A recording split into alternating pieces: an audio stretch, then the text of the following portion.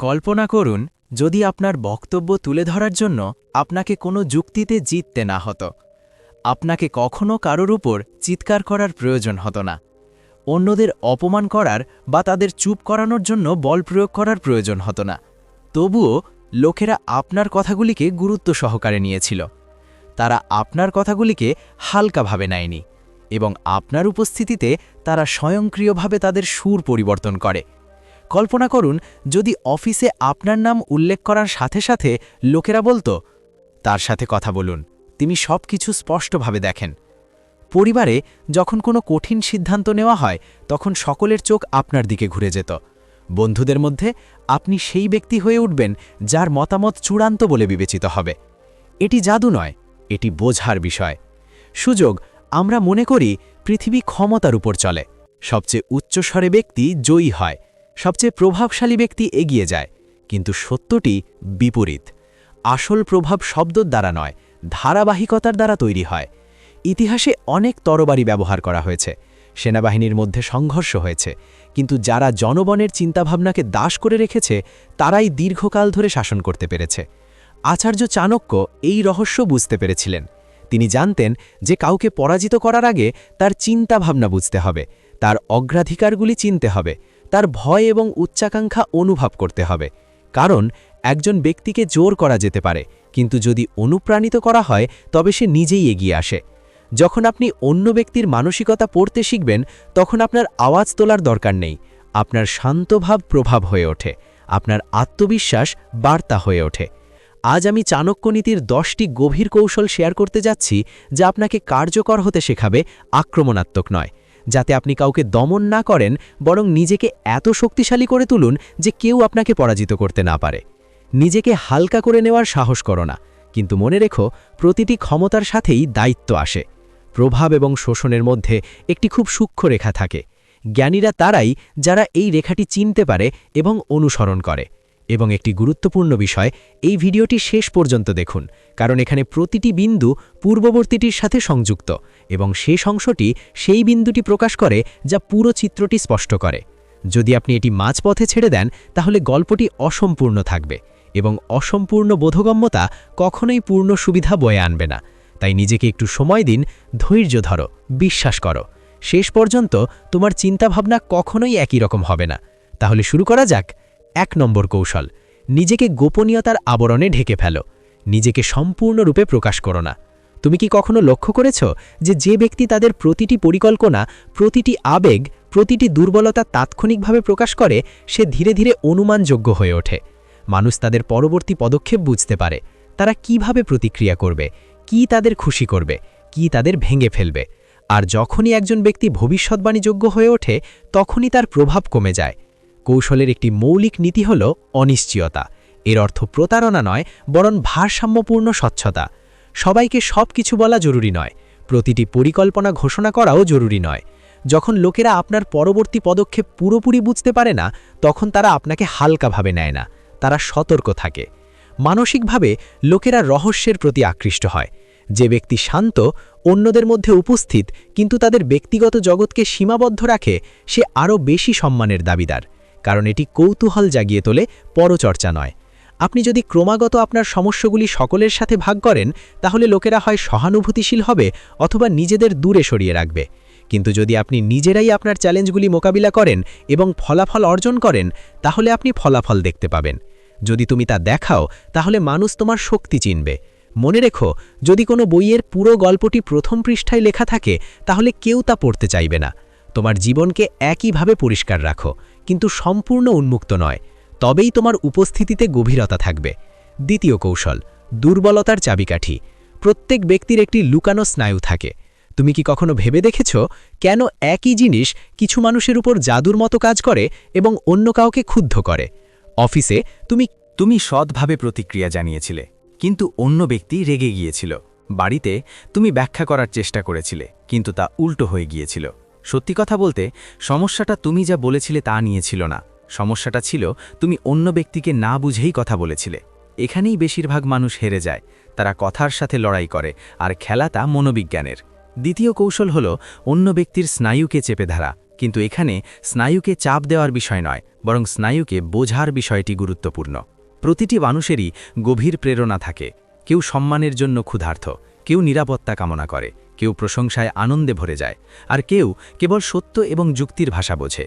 চাণক্য আরও ইঙ্গিত করেছিলেন যে কেবল সফল কৌশলগুলি ব্যক্তি এবং পরিস্থিতির সাথে খাপ খাইয়ে নেয়। যারা ব্যক্তিকে না বুঝে কৌশল তৈরি করে তারা নিজেরাই নিজেদের ফাঁদে পা দেয়।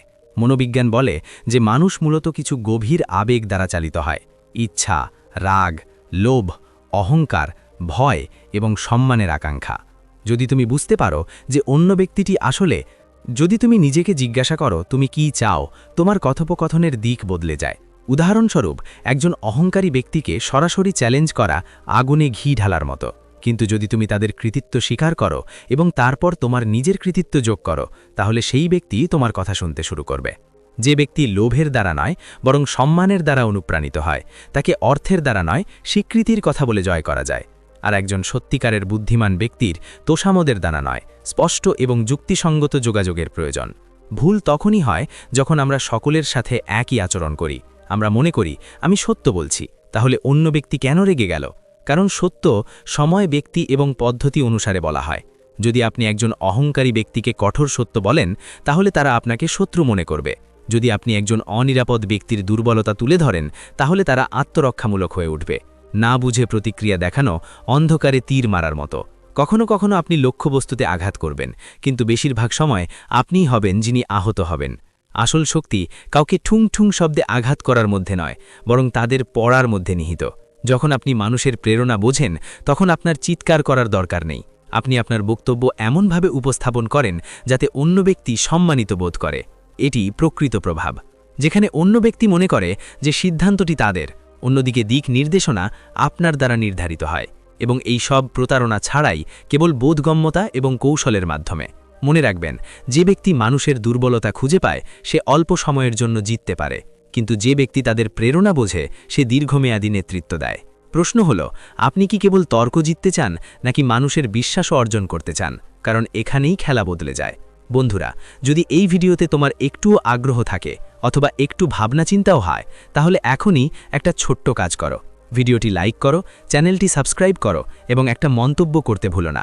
প্রতিটি মন্তব্য শুধু একটি শব্দ নয়, এটা তোমার কণ্ঠস্বর, তোমার সমর্থন এবং আরও ভালো কন্টেন্ট তৈরির অনুপ্রেরণা। কৌশল নম্বর 3, অনুপস্থিতি আকর্ষণ করে। যত বেশি দূরে থাকবে তুমি তত বেশি গুরুত্বপূর্ণ।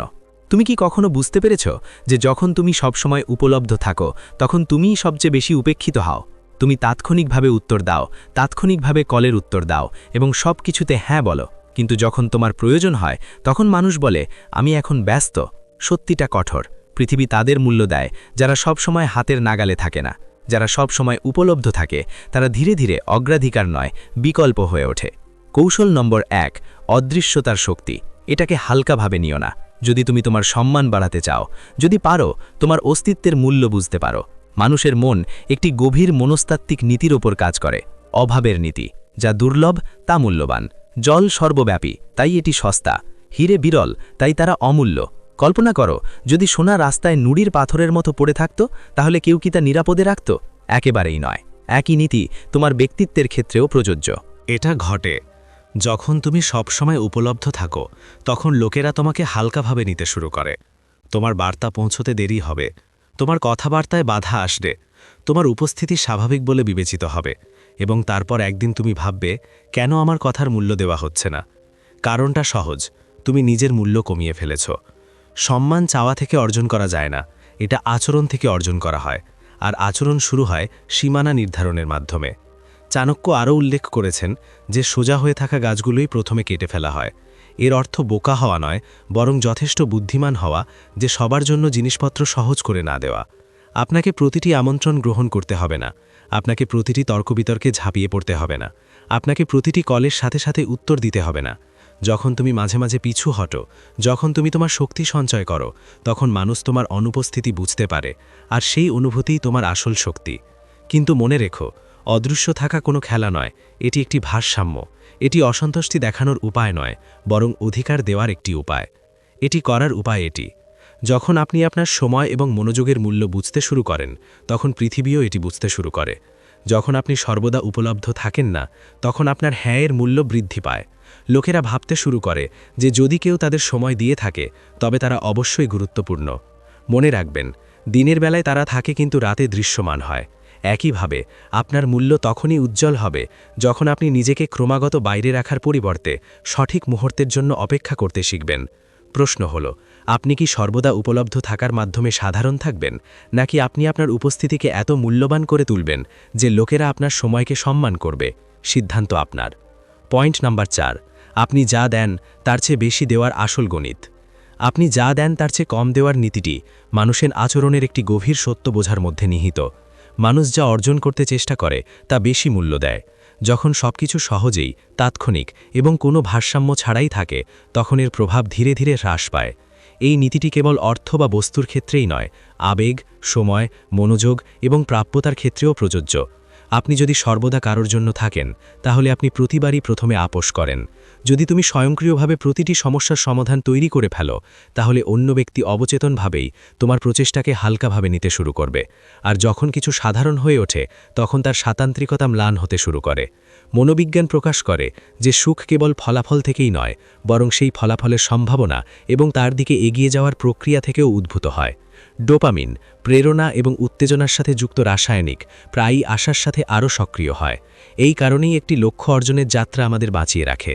যদি সম্পর্ক বা পেশাগত জীবনে একজন ব্যক্তি নিজেকে সম্পূর্ণরূপে ব্যয় করে, তাদের প্রাথমিকতাগুলি ত্যাগ করে এবং তাদের সীমানা মুছে ফেলে, তবে তার পরিচয় ধীরে ধীরে ঝাপসা হতে শুরু করে। অন্য ব্যক্তির জন্য তারা সুবিধা হয়ে ওঠে, মূল্য নয়। এই নীতির প্রকৃত অর্থ হল কাউকে অসম্পূর্ণ রাখা বা ইচ্ছাকৃতভাবে নিজেকে দূরে রাখা নয়, বরং তাদের সময় এবং শক্তিকে সম্মান করা। যখন আপনি আপনার পৃথিবী, আপনার লক্ষ্য, আপনার হবি এবং আপনার প্রাথমিকতাগুলিকে মূল্য দেন, তখন আপনার উপস্থিতি স্বয়ংক্রিয়ভাবে দৃশ্যমান হয়ে ওঠে। এটা মূল্যবান হয়ে ওঠে। সীমা নির্ধারণ স্বার্থপরতা নয়, বরং আত্মসম্মানের লক্ষণ। যদি আপনি সর্বদা হ্যাঁ বলেন তাহলে আপনার না তার অর্থ হারিয়ে ফেলে, কিন্তু যখন আপনি সচেতন সিদ্ধান্ত নেন তখন লোকেরা আপনার কথাকে গুরুত্ব সহকারে নিতে শুরু করে। চাণক্যের চিন্তাভাবনা বারবার ভারসাম্যের গুরুত্বের ওপর জোর দেয়। অতিরিক্ত কাঠিন্য সম্পর্ক ভেঙে দিতে পারে এবং অতিরিক্ত উদারতা তাদের দুর্বল করে দিতে পারে। অতএব সংযোগ বজায় রাখার জন্য যথেষ্ট দান করা এবং আপনার পরিচয় এবং মর্যাদা বজায় রাখার জন্য যথেষ্ট দান করা বুদ্ধিমানের কাজ। সুস্থ সম্পর্ক হলো যেখানে উভয় পক্ষই প্রচেষ্টা করে, যেখানে শ্রদ্ধা পারস্পরিক, একতরফা নয়। আপনার দান থেকে কিছুটা কম দান করা শেষ পর্যন্ত আমাদের শেখায় যে আপনার মূল্য বজায় রাখা আপনার নিজের হাতে। নিজেকে সম্পূর্ণরূপে হারিয়ে ফেলে নয়, বরং ভারসাম্য বজায় রেখেই তুমি দীর্ঘ সময় প্রভাবশালী থাকতে পারো। সত্যিকারের শ্রদ্ধা তখনই জন্মায় যখন মানুষ তোমার উপস্থিতিকে সুযোগ হিসেবে বিবেচনা করে, অভ্যেস হিসেবে নয়। এই ভারসাম্য তোমাকে শক্তিশালী করে এবং তোমার সম্পর্ককে স্থায়ী করে। 5 নম্বর কৌশল, নীরবতা অস্ত্র। যখন নীরবতা আঘাত করে। তুমি কি কখনো লক্ষ্য করেছ যে তর্কের সময় যে ব্যক্তি সবচেয়ে বেশি কথা বলে সে সবচেয়ে কম প্রভাবশালী বলে মনে হয়? আর যে ব্যক্তি চুপচাপ বসে থাকে, কেবল শোনে এবং মাঝে মাঝে একটি বা দুটি বাক্য বলে, সে হলো সেই ব্যক্তি যার ঘরের ওপর প্রকৃত নিয়ন্ত্রণ। সত্য হলো এই পৃথিবীর সবচেয়ে অস্বস্তিকর জিনিস হলো শব্দ নয়, বরং নীরবতা। নীরবতা একজন ব্যক্তির নিজস্ব চিন্তাভাবনার মুখোমুখি হয়, আর সেই নীরবতার মধ্যেও যে ব্যক্তি স্বাচ্ছন্দ্য বোধ করে সে মানসিকভাবে সবচেয়ে শক্তিশালী। চাণক্যের বার্তা স্পষ্ট, যে ব্যক্তি তার কথায় দক্ষতা অর্জন করেছে সে ইতিমধ্যেই অর্ধেক যুদ্ধ জিতেছে। বেশিরভাগ মানুষ চাপ, অভিযোগ বা বিতর্কের পরিস্থিতিতে আতঙ্কিত হয়ে পড়ে এবং অতিরিক্ত কথা বলতে শুরু করে। তারা ব্যাখ্যা প্রদান করে, তারা তাদের বক্তব্য প্রমাণ করার চেষ্টা করে, তারা প্রতিটি অভিযোগের তাৎক্ষণিক জবাব দিতে চায়। কিন্তু তারা যত বেশি কথা বলে ততই তাদের অবস্থান দুর্বল হয়ে পড়ে, কারণ শব্দের প্রাচুর্য প্রায়শই নিরাপত্তাহীনতার ইঙ্গিত দেয়। বিপরীতে যে ব্যক্তি নীরব থাকে তার পূর্ণ আত্মবিশ্বাসের প্রকাশ ঘটে। মনোবিজ্ঞান দেখায় যে যখন কোনো কথোপকথন হঠাৎ করে নীরব হয়ে যায় তখন অন্য ব্যক্তি সেই শূন্যস্থান পূরণ করার চেষ্টা করে। তারা অনুভব করে যে কিছু অসম্পূর্ণ, কিছু অনুপস্থিত। আপনি যদি আতঙ্কিত না হয়ে বা তাড়াহুড়ো না করে কয়েক মুহূর্ত ধরে অন্য ব্যক্তির কথা শোনেন, তবে তারা প্রায়শই তাদের বক্তব্য স্পষ্ট করতে শুরু করে।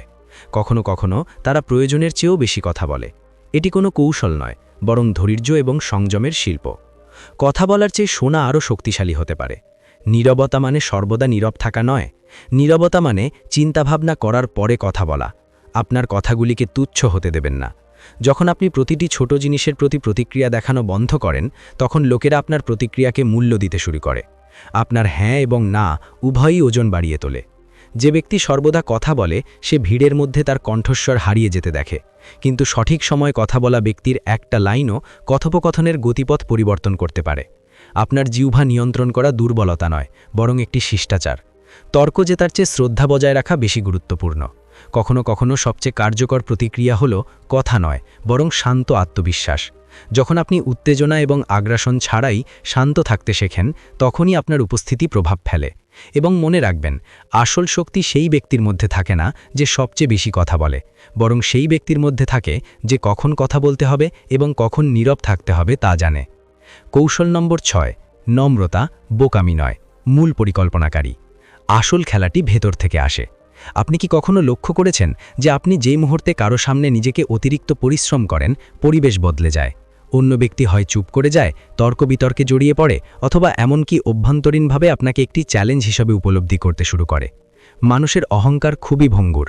তারা বুদ্ধিমান, সক্ষম এবং গুরুত্বপূর্ণ বোধ করতে পছন্দ করে, এবং যখন কেউ সরাসরি এই অনুভূতিকে চ্যালেঞ্জ করে, তারা আত্মরক্ষামূলক হয়ে ওঠে। এখান থেকেই অপ্রয়োজনীয় শত্রুতা শুরু হয়। কৌশলগত প্রজ্ঞা নির্দেশ করে যে সর্বত্র আপনার বুদ্ধিমত্তা প্রদর্শন করা প্রয়োজন নয়। কখনো কখনো একটু সরল, একটু কৌতূহলী, একটু বেশি শিক্ষিত দেখানো আরও শক্তিশালী। যখন আপনি অন্য ব্যক্তিকে অনুভব করান যে তাদের বোঝার মূল্য দেওয়া হচ্ছে, তখন তাদের অহংকার শান্ত হয়। তারা খোলাখুলি কথা বলে, স্বাধীনভাবে চিন্তা করে এবং আরও তথ্য ভাগ করে নয়। এটি প্রতারণা নয়, বরং যোগাযোগের শিল্প, যেখানে আপনি আপনার প্রতিভাকে অতিরিক্ত প্রকাশ করেন না। ইতিহাস জুড়ে অনেক সফল নেতা এই পথ অনুসরণ করেছেন। তারা সর্বদা নিজেদেরকে সবচেয়ে বুদ্ধিমান প্রমাণ করার চেষ্টা করেননি, বরং তারা সঠিক পদ্ধতির ওপর মনোনিবেশ করেছিলেন। সঠিক সময়ে নিজের দক্ষতা প্রদর্শন করুন। যে ব্যক্তি ক্রমাগত নিজের বুদ্ধিমত্তা নিয়ে গর্ব করে, সে দ্রুত মানুষের কাছে কাঁটা হয়ে ওঠে। কিন্তু যে ব্যক্তি শান্ত থাকে, শোনে এবং প্রয়োজনে কেবল নিজের বোধগম্যতা প্রদর্শন করে, তার প্রভাব বেশি হবে, কারণ তারা প্রতিযোগিতা করে না, তারা পর্যবেক্ষণ করে। মিটিং বিবেচনা করুন। যদি আপনি তাৎক্ষণিকভাবে প্রতিটি প্রশ্নের উত্তর দেন, প্রতিটি বিষয়ে নিজেকে প্রমাণ করার চেষ্টা করেন, তাহলে লোকেরা আপনাকে সহযোগীর চেয়ে প্রতিযোগী হিসেবে বেশি দেখবে। কিন্তু আপনি যদি মাঝে মাঝে প্রশ্ন জিজ্ঞাসা করেন, অন্য ব্যক্তির মতামত জানতে চান এবং তারপর সঠিক সময়ে সঠিক বিষয়গুলি প্রদান করেন, তাহলে আপনার প্রভাব আরও গভীর হবে। মানুষ আপনাকে একজন জ্ঞানী অংশীদার হিসেবে দেখবে, হুমকি হিসেবে নয়। এবং এটাই প্রকৃত শক্তি। প্রভাব দিয়ে জয়লাভ করুন, চেহারা দিয়ে নয়। মনে রাখবেন, জয় গুরুত্বপূর্ণ, সবসময় স্মার্ট দেখানোর বিষয় নয়। যে ব্যক্তি নিজেকে প্রমাণ করার চেষ্টা করে, সে তার শক্তি নষ্ট করে। যে ব্যক্তি সঠিক মুহূর্তের জন্য অপেক্ষা করে, সে কম বলে এবং বেশি প্রভাব ফেলে। অতএব কখনো কখনো সরল দেখানো দুর্বলতার লক্ষণ নয়, বরং আত্মবিশ্বাসের লক্ষণ। কারণ যারা তাদের শক্তিতে বিশ্বাস করে, তাদের প্রতি মুহূর্তে এটি প্রমাণ করার প্রয়োজন হয় না। 7 নম্বর পয়েন্ট,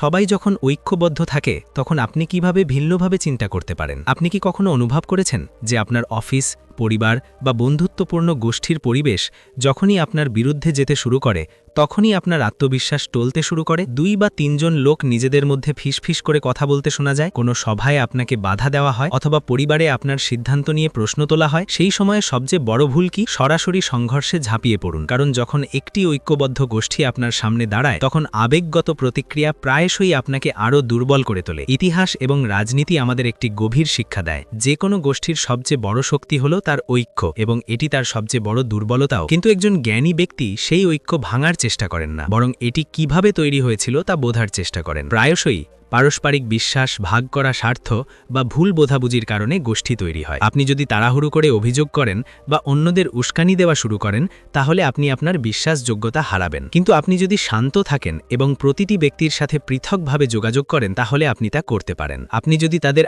আসল উদ্বেগগুলি বুঝতে পারেন, তাহলে ভুল বোঝাবুঝি ধীরে ধীরে কমে যাবে। মনোবিজ্ঞান বলে যে সন্দেহ বপন করা সহজ, কিন্তু বিশ্বাস তৈরি করা কঠিন। যে ব্যক্তি বারবার সন্দেহ জাগিয়ে তোলে, সে সাময়িক সুবিধা পেতে পারে, কিন্তু দীর্ঘমেয়াদে কেউ তাদের বিশ্বাস করে না। অতএব আসল কৌশল হলো সংঘাত উস্কে দেওয়া নয়, বরং নিজেকে এমন একটি স্তরে স্থাপন করা যেখানে লোকেরা আপনাকে ভারসাম্যপূর্ণ এবং বিশ্বাসযোগ্য বলে মনে করে। যখন 2 জন ব্যক্তি আপনার বিরুদ্ধে থাকে, তখন একজনের কাছে গিয়ে অন্যজনের সমালোচনার করার চেয়ে তাদের প্রত্যেকের সাথে আলাদাভাবে স্পষ্টভাবে কথা বলা ভালো। কখনো কখনো গোষ্ঠীগত সংঘাত কেবল ভুল বোঝাবুঝির ফলাফল, ষড়যন্ত্রের নয়। চাণক্যনীতি আরও পরামর্শ দেয় যে অভ্যন্তরীণ কলহ যে কোনো রাষ্ট্রকে দুর্বল করে। তবে এর অর্থ সংঘাত তৈরি করা নয়, বরং এটিকে এড়িয়ে যাওয়া এবং স্বীকৃতি দেওয়া। যদি আপনি মনে করেন যে লোকেরা একসাথে আপনাকে লক্ষ্য করছে, তাহলে প্রথমে আপনার ভাবমূর্তি, আপনার আচরণ এবং আপনার যোগাযোগ পরীক্ষা করুন। আপনি কি অসাবধানতাবশত দূরত্ব তৈরি করেছেন? যোগাযোগের অভাব আছে? প্রায়শই সমাধান দ্বন্দ্বের মধ্যে নয়, বরং স্পষ্টতার মধ্যে পাওয়া যায়। মনে রাখবেন, রাজনীতির কর্তা তিনি নন যিনি আগুন জ্বালাতে জানেন, বরং যিনি তা নিভিয়ে দিতে জানেন। যদি আপনি শক্তিশালী হতে চান, তাহলে দেওয়াল তৈরির পরিবর্তে মানুষের মধ্যে সেতু তৈরি করতে শিখুন। কারণ দেওয়াল অস্থায়ী সুরক্ষা প্রদান করে, কিন্তু সেতুগুলি দীর্ঘ সময়ের জন্য সম্পর্ক এবং প্রভাব উভয়কেই শক্তিশালী করে। আসল শক্তি বিভাজনের মধ্যে নয়, বরং পরিস্থিতি বোঝা এবং ভারসাম্য বজায় রাখার মধ্যে নিহিত। 8 নম্বর পয়েন্ট, সিংহের শান্ত স্বভাব। যখন নম্রতার আড়ালে শক্তি লুকিয়ে থাকে। আপনি কি কখনো অনুভব করেছেন যে আপনি যত বেশি ভালো হওয়ার চেষ্টা করবেন, তত বেশি মানুষ আপনাকে হালকাভাবে নেবে? আপনি দ্বন্দ্ব এড়িয়ে যান, আপনি প্রতিবার ক্ষমা করে দেন। কিন্তু ধীরে ধীরে সেই একই লোকেরা তোমার সীমা লঙ্ঘন করতে শুরু করে। তারা তোমার নম্রতাকে দুর্বলতা ভেবে ভুল করে, জ্ঞান নয়। সত্য কথা হলো, পৃথিবী কেবল ভালোর উপর চলে না, এটি ভারসাম্যের উপর চলে, যেখানে দয়ার সাথে দৃঢ়তাও থাকে।